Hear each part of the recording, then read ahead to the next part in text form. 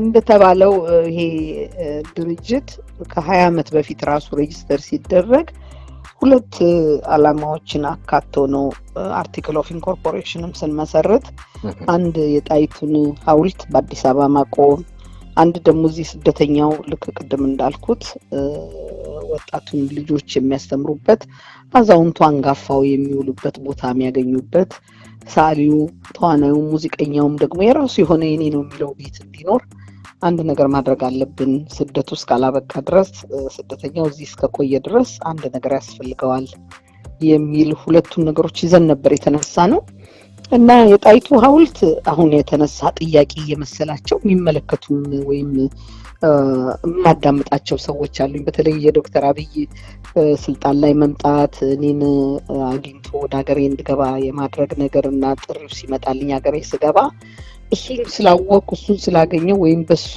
ጥሩነት ላይ ተነስቼ የተነሳ ጥያቄ እየመሰላቸው እንደውም በአሁኑ ወቅት ያለኝም ሰው ግርም እያለኝ አዳምጫዋለሁ። ጥያቄያችን አሁን አይደለም የተጀመረው።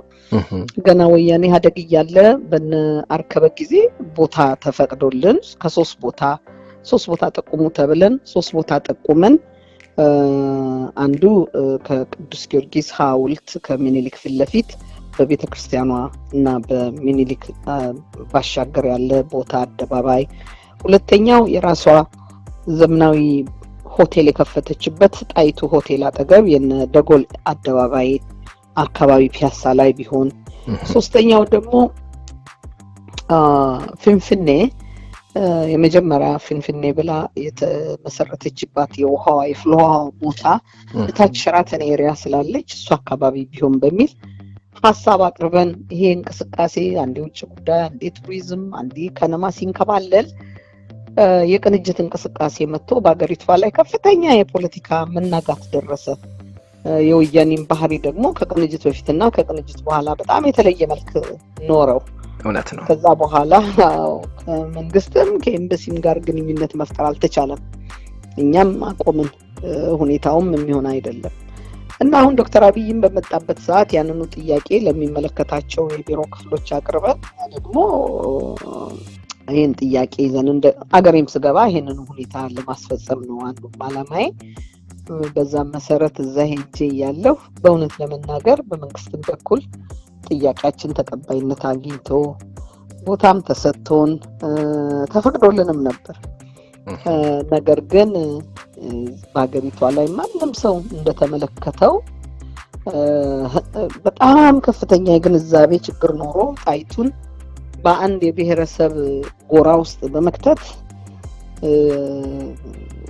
የአንድ ወገን ሴት አድርጎ እሱ ሐውልት ከተሰራ ሐውልቱም አዲስ አበባም ማለት ያለችበትም ሆቴል ይቃጠላል በሚል ከበው በማደር ሌሊቱን ትልቅ ረብሻ ሊነሳ ተሞከረ።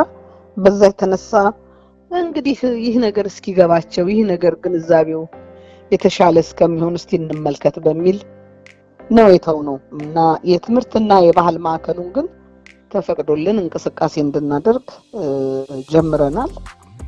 ግን ሐውልቱን ደግሞ እስቲ ራሱ እንደሚባለው ነው ጣይቱ በቅርጽ በድንጋይ ስላልተሰራች ሳይሆን ዛሬ በወጣቱ ህብረተሰብ ውስጥ ጥያቄዋ በጣም ገብቷል። እኔም ያ ነበረ ህልሜ።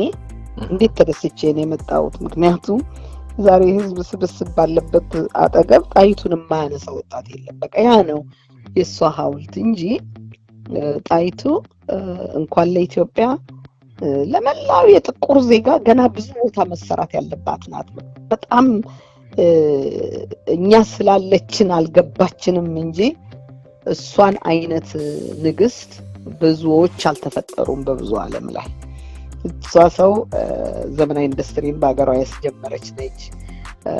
ማዕከላዊ አስተዳደር በሌለበት በአዲስ አበባ ነገስታቱን እየተከተለ እየተንከራተተ ፍርድ የሚጠይቀው ህዝብ የለም። እኛ አንድ ቦታ ተቀምጠን ህዝቡ ወደኛ ነው መምጣት ያለበት በሚል ነው ማዕከላዊ አስተዳደርን አዲስ አበባን መርጣ አዲስ አበባ ያስቀመጠችው።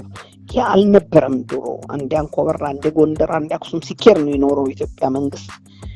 እነዛን ነገሮች ሁሉ ያነጸች ትልቅ ራዕይ የነበራት ባለ ትልቅ አስተሳሰብ የበሰለች መሪ፣ የውጭ ጠላቶችን ደግሞ ሴራቸውን ጠንቅቃ የምታውቅ እንደ ወታደር ያገለገለች ለጦሩ የምግብ የትጥቅ የቁስለኛ ክፍል መድባ ያን ሁሉ ህዝብ በጦር ሜዳው ላይ አብርትታ ለውጤት ያበቃች ትልቅ ሰው ናትና ስላልገባን ካልሆነ በስተቀር እኔ የማንም አርበኛ በኢትዮጵያ ውስጥ አስተዋጽኦ ያደረገ ሐውልት ቢቆም አብሬ ደግፌ ያቆማለሁ። እቺ ግን ንግስት ናት። ከማንም አርበኛ በላይ የሰራች ናት። ሴት ናት። ለብዙ ሴቶች ትልቅ አርአያነት አላት። ለብዙ ጥቁሮች አርአያነት አላት እና መደረግ አለበት የሚል እምነት አለኝ። እንደሚሆንም ደግሞ በጣም እርግጠኛ ነኝ ለመናገር